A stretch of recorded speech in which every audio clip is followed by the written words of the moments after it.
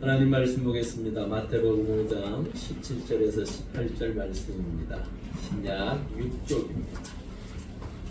마태복음 5장 17절에서 18절 말씀 이렇게 한 목소리로 이렇게 읽겠습니다. 시작. 내가 율법이나 선지자를 대하러 온 줄로 생각하지 말라. 대하러 온 것이 아니요 완전하게 하려 함이라. 진실로 너희에게 이르노니 천지가 없어지기 전에는 율법의 1.1획도 결코 없어지지 아니하고 다 이루리라.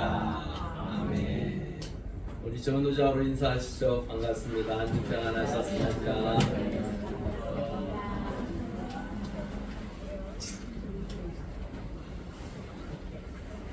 지난주에 쳤는데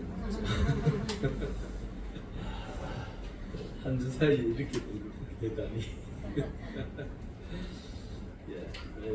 제 은혜 가운데 오주는 행사를 잘 마쳤습니다. 여러모로 수고하시고 함께하여 주셔서 감사합니다. 교회가 세워지고 또 그 교회를 통하여 하나님께서 기뻐하시는 그러한 일들이 이 교회를 통하여 더욱더 풍성하게 더 많이 이루어질 것을 믿습니다. 아멘. 우리가 그 일을 위하여 함께 기도하시고 함께 수고하셨으면 좋겠습니다. 축구가 지금 11시부터 이제 32강 가느냐 못 가느냐 이제 달려요. 못 가요? 아버지. 그게요. 참 그 감독이 그렇게 중요한가 봐요. 프로야구 아시죠? 프로야구에 뛰어난 선수들이 우리 레전드라고 하더라고요. 그러한 레전드 선수들이 꽤 있습니다. 그런데 선수 시절 때 잘했던 정말로 그 누구보다도 연봉도 많이 받고 실력도 뛰어나고 하는 그런 사람들이 나중에 감독하면 잘할 것 같죠. 극히듭니다. 그게 참 어렵더라고요. 그런데 중요한 것은 지금 한참 잘 나가고 있는 LG의 염경엽 감독이라는 사람이 있습니다. 그 사람은 선수 시절 때 얼마나 못했든지 그 선수 그 타격 그 지표가 있는데 거기서 꼴찌를 했어요. 누가 봐도 그 사람은 인생 끝납니다. 프로야구도 사실은 3년밖에 못했어요. 그런데요, 지도자로 바뀌고부터 그의 인생이 완전히 뒤집어졌어요. LG가 3년 계약을 하고 이 염경엽 감독이 2번이나 우승했어요. 실력으로 보면 이게 말이 안 돼요, 사실. 이종범 알지요? 이종범 씨가 그 밑에서 코치했어요. 제가 그걸 보면서 이종범 선수 때 그를 따라갈 자가 누가 있었습니까? 대단한 선수였잖아요. 그런데도 자기 옆에는 근처도 오지 못하여 그 선수가 감독이 그 밑에 가서 코치를 하니 아마 밤마다 속을 치면서 내가 왜 이럴까 그랬을 거예요. 여러분, 의외로 이 프로야구의 감독들이요, 선수 시절 때는 못하다가 감독 때 꽃을 피운 감독이 몇 분 있습니다. 우리나라 이 축구계도 사실은 갈아엎어져야 돼요.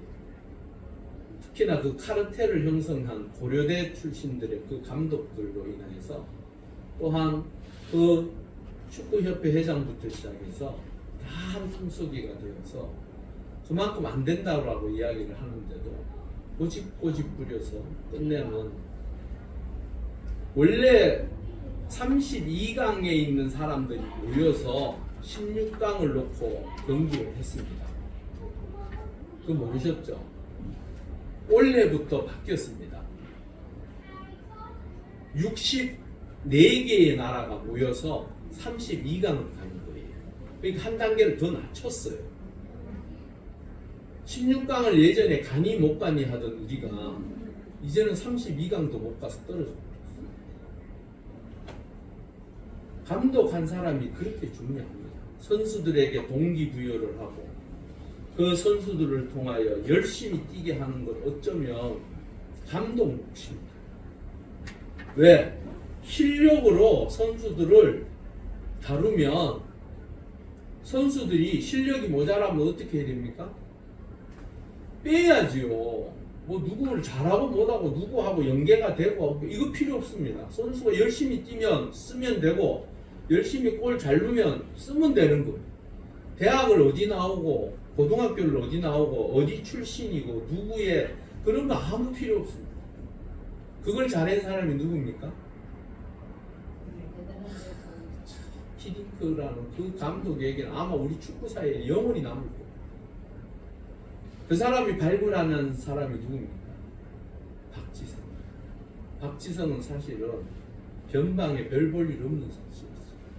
그런데 그의 심장이 박동수가요, 일반 선수들보다 2배나 세요. 2배나 빠르대. 그래서 이 호흡하는 게 다른 선수들은 100m 뛰고 나면 헛헛 끓을 때도 박지성은 그걸 2번 왔다 갔다 해도 헛헛 끓이질 않았대요.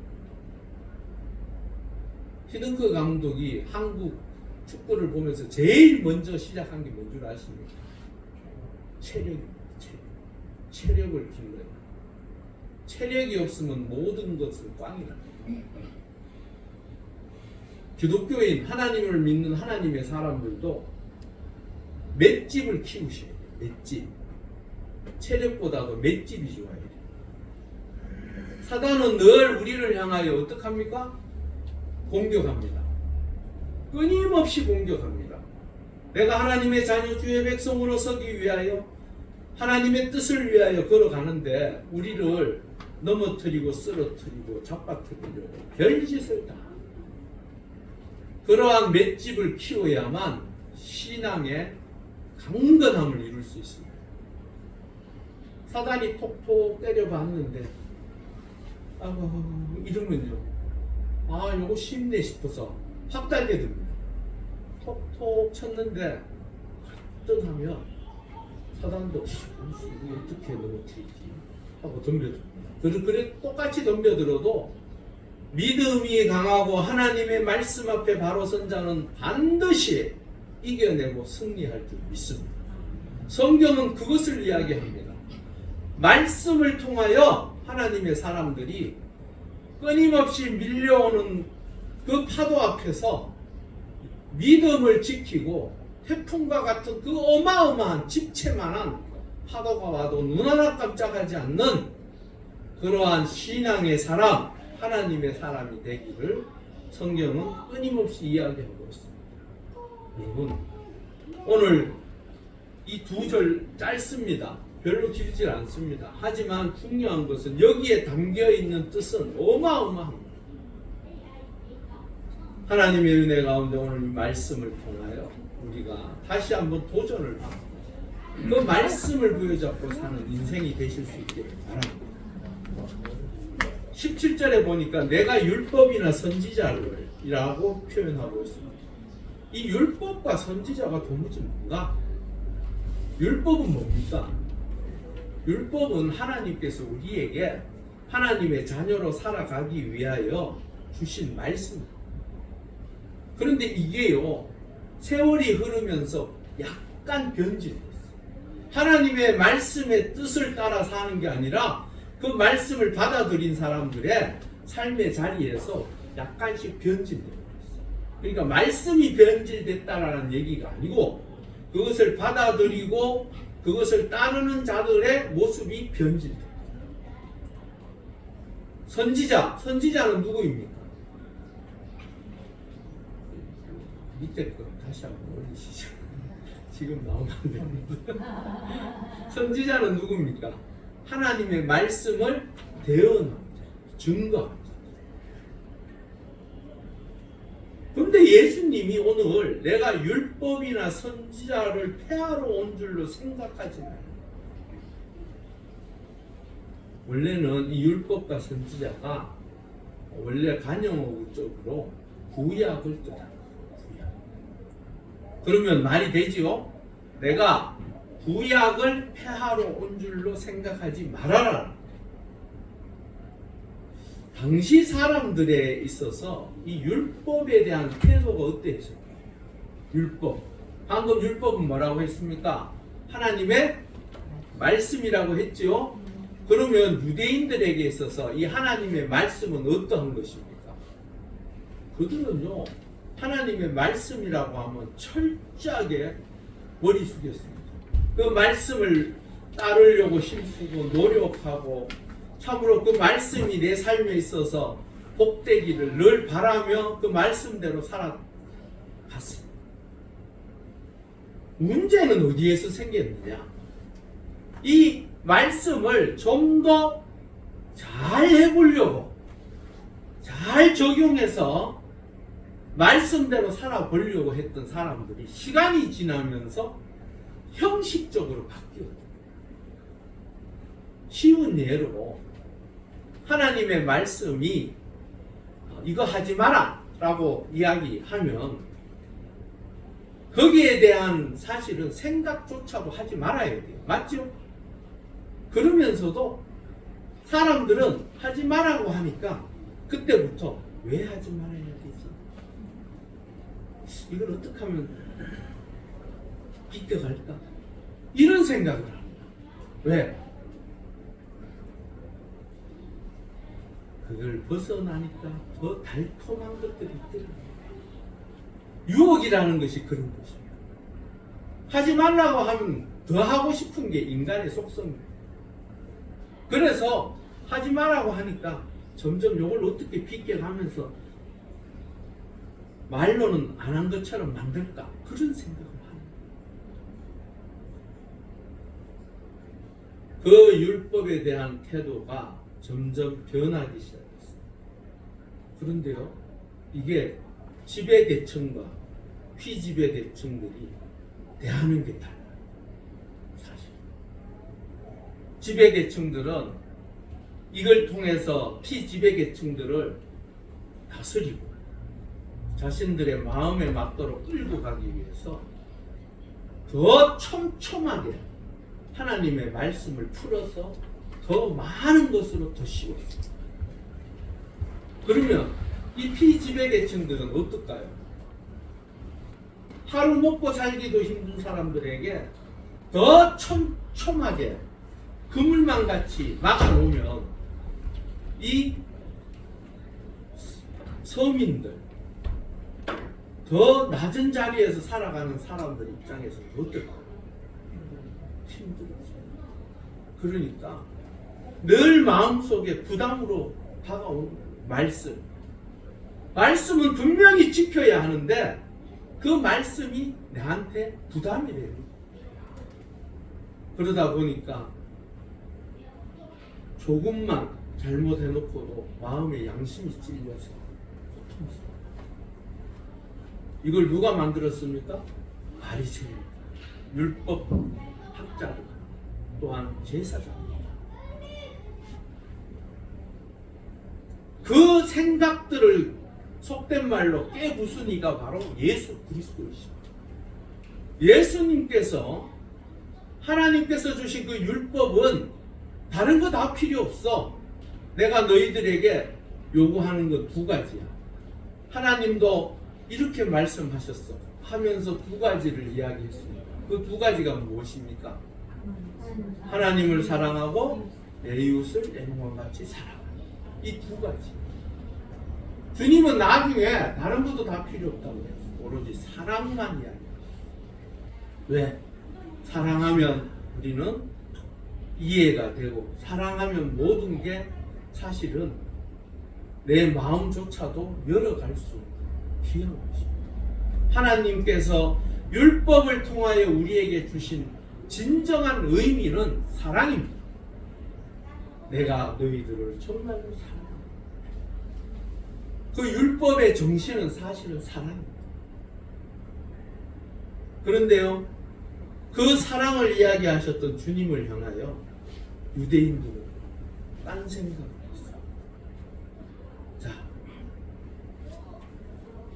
유대인들의 생각과 당시 그리스도인들의 생각은 어떠했을까요? 유대인들은 예수를 향하여 율법을 파괴하는 자로 여겼습니다. 그런데 당시 그리스도인들은요, 이런 생각을 했어요. 예수님이 오셔서 우리를 위하여 죽으시고 부활하시고 승천하셨으니까 이제 더 이상 구약은 필요 없다라고 생각했어요. 오로지 예수님 그 말씀만이 필요하다라고 이야기했어요. 그런데요, 오늘 주님이 말씀하십니다. 폐함이 아니라 완전. 자, 그러면 이 율법에 대한 기능이 도무지 뭐길래 왜 율법에 대해서 그렇게들 말이 많을까? 우리 로마서 3장 20절 한번 읽어보겠습니다.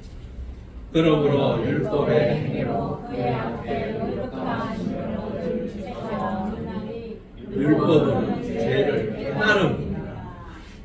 율법의 기능 중에 첫 번째 뭐라고요? 죄를 깨달음. 그러면 율법이 있어야 할까요? 없어도 됩니까? 있어요. 여러분, 우리나라에 법이 있습니다. 여러 각 해마다도 법이 있어요. 나름대로 규율이 있습니다. 규례가 있습니다. 그걸 왜 정해놓은 것입니까? 그러한 규약을 통하여 회원들을 보호하고, 맞죠? 회원들을 보호하고, 또한 그 규약대로 그 회가 바른 길로 가게 하기 위해서 만들어 놓는 것이 규약이에요. 그게 곧 법입니다. 성경으로 이야기하면 율법입니다. 그것이 필요한 것은 하나님의 자녀들이 하나님의 백성으로 살 때에 죄를 지으면 됩니까? 안 됩니까? 안 된다고 하세요. 이거 안 되는 거예요. 죄를 지으면 원칙적으로 안 되는 거예요. 그렇지만 죄가 죄임을 깨닫는 순간에 우리는 뭘 합니까? 회개합니다. 하나님은 하나님의 자녀들이 이 땅에 살 때 죄 이렇게 얘기하는데 혹시나 오해하시면 안 됩니다. 죄 짓는 것을 참 어렵다 이거. 죄 짓는 것을 하나님은 아셨을까요? 모르셨을까요? 아셨죠. 전지전능하신 하나님인데 당연히 아시죠. 아시지만 그들이 하나님의 은혜 가운데 구원받을 수 있는, 의인 될 수 있는 길을 열어 놓으셨습니다. 그게 무엇입니까? 예수 그리스도이십니다. 예수 그리스도를 믿음으로 말미암아 우리가 의인 되었다라고 성경은 분명하게 이야기합니다. 그런데 중요한 것은 의인이 죄를 짓습니까? 안 짓습니까? 지어요. 그렇다고 너무 크게 얘기해요. 예, 의인도 죄를 짓습니다. 그런데 중요한 것은 성경은 그 죄를 깨달은 거. 예전에는 죄가 죄인지 몰랐어요. 그냥 나 혼자 슬그머니 피하면 그걸로 끝나는 줄 알았어요.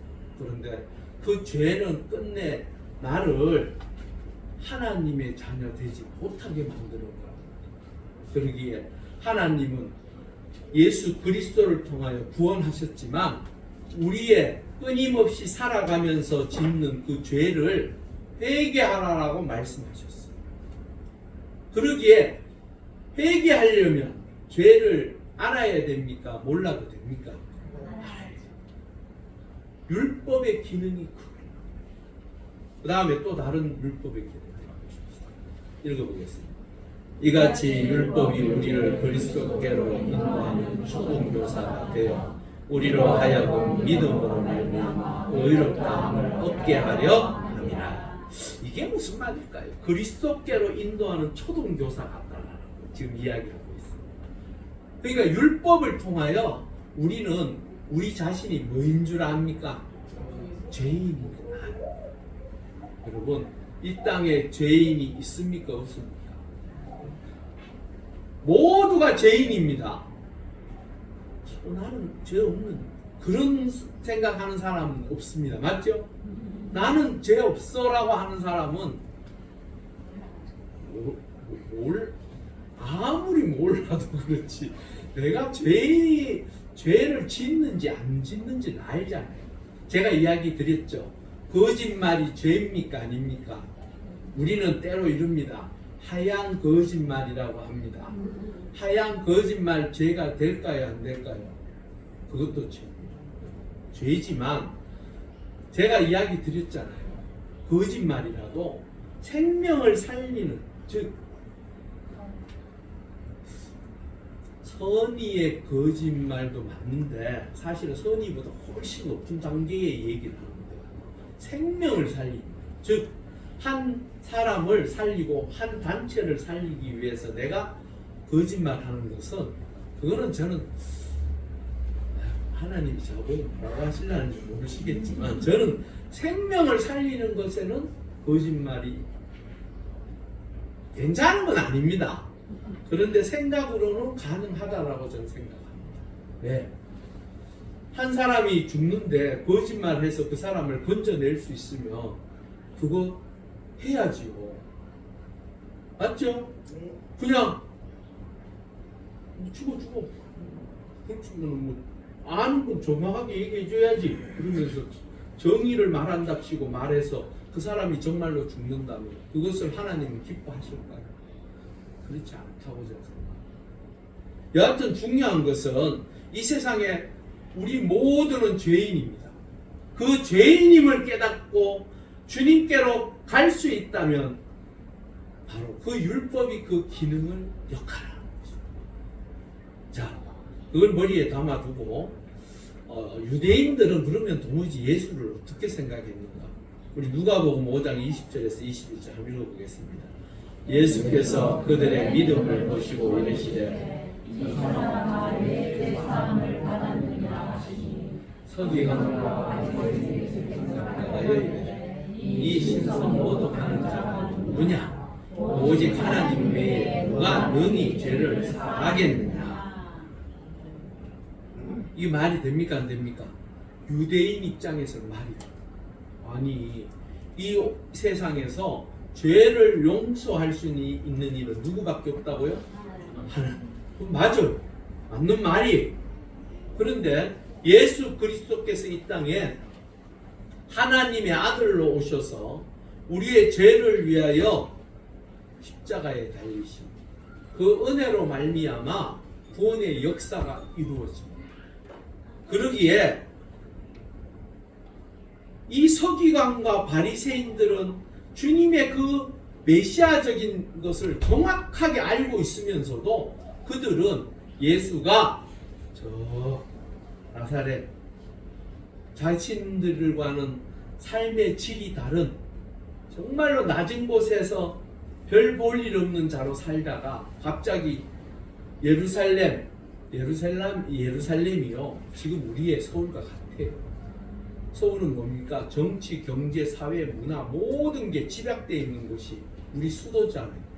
그거와 같이 예루살렘도 그랬어요. 그곳에 갑자기 어느 날 나타나서는 자기들이 말했던 것과는 정반대의 얘기를 하고 사람들이 거기에 열광하는 거예요. 왜? 전혀 다르거든. 생각하는 게 다르고 또한 우리가 그렇게도 고통스러워했던 것을 뒤집어 엎으신 거예요. 그들에게 소망을 주고 꿈을 주고 비전을 주는 거예요. 그러다 보니 이 서기관과 바리새인들은요, 기득권자들이 빼앗기지 않으려고 발버둥 칠 때 얼마나 무섭습니까? 그와 같은 역할들을 이들이 하는 겁니다. 여러분, 우리는 지금 하나님의 은혜 가운데 예수 그리스도를 구주로 고백하고 믿음으로 구원받았다라고 이야기하지만 세상 사람들은 여전히 예수 그리스도를 알지 못하기에 비난하고 조롱하고 비웃습니다. 중요한 것은 마지막 때에 하나님께서 그 예수 그리스도로 말미암아 우리를 구원하시고 하나님의 자녀 삼으실 줄 믿습니다. 누가복음 13장 14절을 한번 보실까요? 함께 읽겠습니다.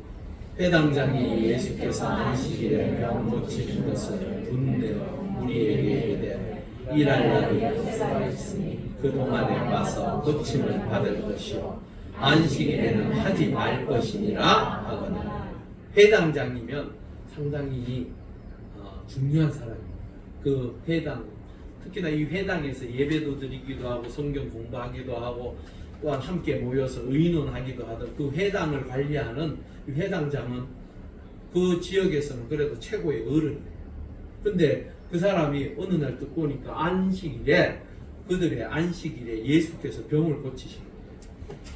자신들이 만들어 놓은 좀 더 세분화되어졌던 그 율법에는 안식일 날 병 고치면 안 됐습니다. 그런데요, 너무나도 웃기는 건요, 안식일에 구덩이에 동물이 빠지잖아요. 나의 염소나 소나 뭐 낙이나 빠지잖아요. 그건 건져내도 돼. 사람이 빠지잖아요. 하루 있다 건져. 도무지 누구를 위한 법입니까? 너무너무 웃기죠? 하나님께서는 인간을 창조하시고 그들을 바라보시면서 너무너무 기뻐하셨습니다.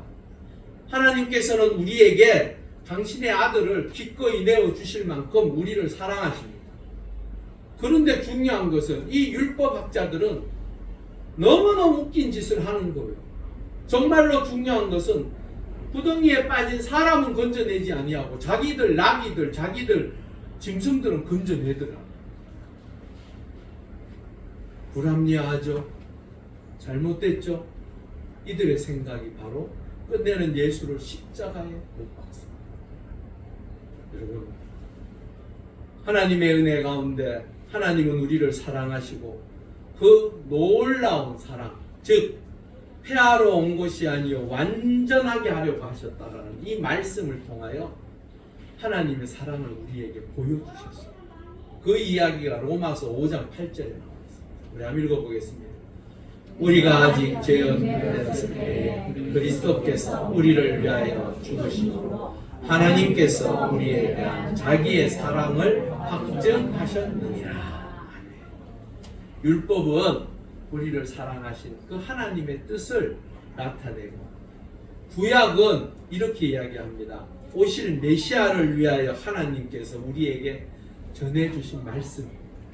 그러기에 이 구약은 없어져야 할 것이 아니라 하나님의 말씀은 그 사랑을 통하여 예수 그리스도를 십자가에 못 박으심으로 그 구약 하나님의 사랑을 이야기하는 그것을 확증하셨어요.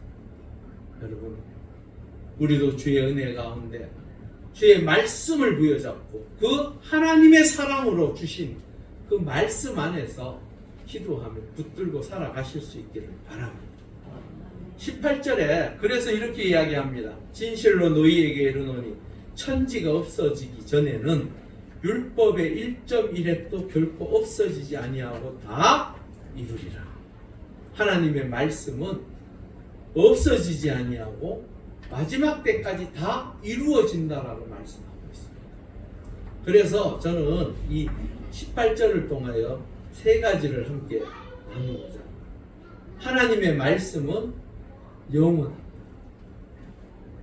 어느 한순간 구약 저 위에 있었던 뭐 4,000년 전, 5,000년 전에 쓰여져 있던 그 이야기가 그냥 예수 그리스도가 옴으로 인하여 끝난 것이 아니고 그 사랑으로 말미암아 더 견고해지고 그 말씀의 역사는 지금 우리에게도 임하고 함께 하시는 줄 믿습니다. 마태복음 24장 35절입니다. 우리 한번 읽어보겠습니다. 천지는 없어질지언정 내 말은 없어지지 아니하리라. 예수 그리스도의 말씀, 우리를 사랑하셔 주셔서 하나님의 말씀을 대언하시며 우리에게 전하셨던 그 말씀은 결코 없어지지 않고 영원토록 우리와 함께 하는 줄 믿습니다.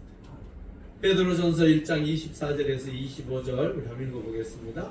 그러므로 모든 육체는 풀과 같고 그 모든 영광은 풀의 꽃과 같으니 풀은 마르고 꽃은 떨어지되 오직 주의 말씀은 세세토록 있도다 하였으니 이 말씀이니라. 창세기로부터 시작해서 요한계시록에 이르기까지 그 말씀은 누구를 위한 말씀입니까? 바로 우리를 위한 말씀입니다. 그런데 그 핵심은 무엇입니까? 예수 그리스도이십니다. 복음, 복된 말씀인 그 예수 그리스도를 통하여 우리가 구원받았음을 기록한 그 말씀은 이 세상이 끝나는 그 순간까지 그 말씀은 역사하고 영원토록 그 말씀의 뜻 가운데 이루어지고 응답되어질 줄 믿습니다. 그리고 두 번째, 반드시 이루어집니다. 하나님의 말씀은 반드시 이루어진다라고 민수기 23장 19절에 말씀하고 있습니다. 우리 한번 읽어보겠습니다. 하나님은 사람이 아니시니 거짓말을 하지 않으시고 인생이 아니시니 후회가 없으시도다. 어찌 그 말씀하신 바를 행하지 않으시며 하신 말씀을 실행하지 않으시냐. 하나님께서 약속하신 그 말씀은 반드시 우리의 삶의 자리에 이루어지고 응답되어질 줄 믿습니다. 제가 지난주에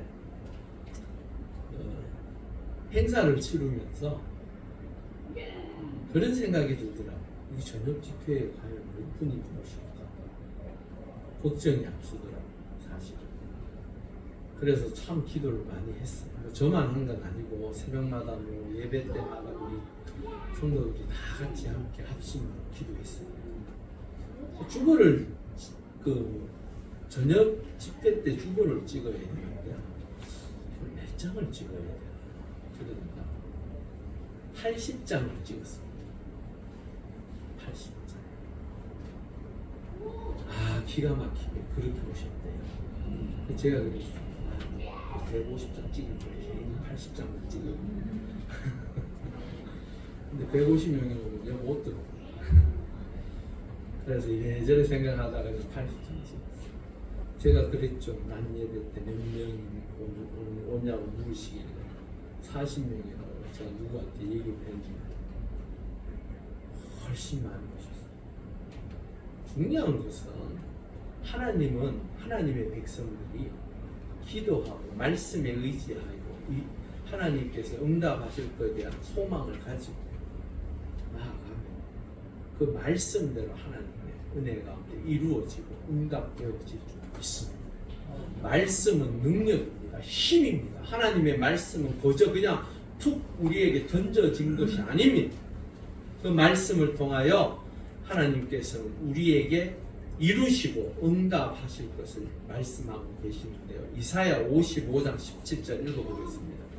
내 입에서 나가는 말도 이와 같이 헛되이 내게 되고 아니하고 나의 기뻐하는 것을 이루며 내가 보는 일에 형통함이니라. 하나님께서는 당신께서 뱉으신 그 말에 대해서 책임지시고 그 말이 이루어지기까지 우리와 동행하시고 함께 하시는 줄 믿습니다. 그래서 말씀을 붙잡고 사는 자는 실족하지 않습니다. 말씀을 따라 사는 자는 반드시 하나님의 은혜 가운데 하나님께서 허락하신 그 복을 누릴 줄 믿습니다. 세 번째로 말씀은 변하지 않습니다. 시편 89편 34절입니다. 우리 한번 읽어보겠습니다. 내 언약을 깨뜨리지 아니하고 내 입술에서 낸 것은 변하지 아니하리로다. 사람은요, 약속해놓고도 시간이 지나면 후회합니다. 하지 말 걸. 제가요, 우리 아이들하고도 약속해놓고 어떤 때는 괜히 했네 싶어 하는 때도 있습니다.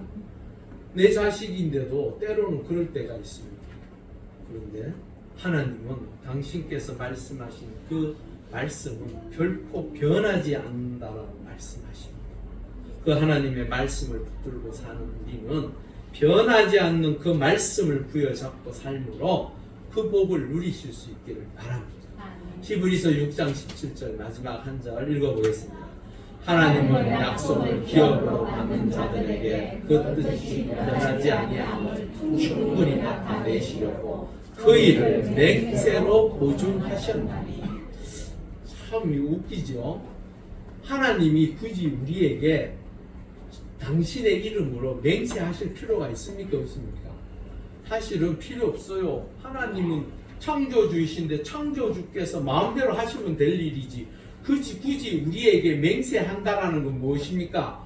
우리에게 엮인다라는 거예요. 맞죠? 이스라엘 사람들 보세요. 그들과 하나님이 맹세하셔놓고는 그들이 그렇게도 하나님을 우습게 여기고 하나님의 뜻을 저버리고 지 마음대로 살고 별짓을 다 해도 그들이 돌아오기를 그렇게도 기다리시는 그 마음을 보십시오. 여러분, 하나님은 우리를 사랑하시는 것 정말로 맞습니다. 왜? 당신 스스로가 우리하고 약속하셨던 것을 당신 스스로 지키시려고 그렇게 힘쓰시는 분이 하나님이시죠. 여러분, 그 하나님의 말씀을 부여잡고 그 하나님의 은혜 가운데 그 말씀대로 사시면 하나님께서 어떻게 하신다고요? 복 주신다고. 하나님께서 채워주신다. 그 은혜 가운데 풍성하게 채워주신다라고 성경을 통해 하나님 말씀하십니다. 우리가 이번 한 주도 주의 은혜 가운데 사는 날 동안 그 말씀을 부여잡고 살아서 하나님께서 예수 그리스도를 통하여 당신의 말씀을 통하여 율법을 완성하신 것 같은 그 말씀의 능력이 우리의 삶의 자리에서 완성되어지실 수 있기를 주의 이름으로 축원합니다. 우리 함께 기도하시겠습니다. 3초 정도 하나님, 주의 말씀을 믿고 이번 한 주도 살아가는 하나님의 자녀가 되게 해달라. 그 말씀을 부여잡고 기도하고 하나님께서 약속하신 그 맹세하신 것들이 우리 삶에 응답되어지게 해달라. 우리 함께 3초 정도 간절히 기도하시겠습니다. 할렐루야. 아버지 하나님 감사합니다. 우리를 사랑하여 주셔서 주의 은혜 가운데 주의 제단에 불러주시고 아버지 하나님의 은혜 가운데 말씀을 통하여 다시 한번 하나님께서 약속하신 것을 우리가 구하며 하나님 앞에 기도합니다. 살아계셔서 지금도 역사하시는 그 하나님의 놀라운 은혜의 역사가 그 말씀 가운데 이루어지며 응답되어지며 그 말씀을 통하여 우리의 삶의 자녀가 복된 것으로 귀한 것으로 완성되어져가는 우리 모두가 되게 하여 주시옵소서. 할렐루야. 아버지 하나님 감사합니다. 하나님께서 약속하신 그 말씀은 예수 그리스도로 말미암아 완전하게 이루어졌습니다. 또한 말씀을 통하여 우리에게 맹세하시고 약속하셨던 그 모든 것들이 주의 성경에 기록되어져 있습니다. 우리가 믿고 그 말씀을 부여잡고 또 한 주를 살아갈 때에 하나님의 은혜 가운데 율법이 완성되어진 것 같이 우리의 삶의 자리에도 주의 말씀을 통하여 완전하게 완성되어져가는 복된 우리의 삶이 되게 하여 주시옵소서. 사함을 돌리며 예수님의 이름으로 간절히 기도 올리옵나이다. 아멘.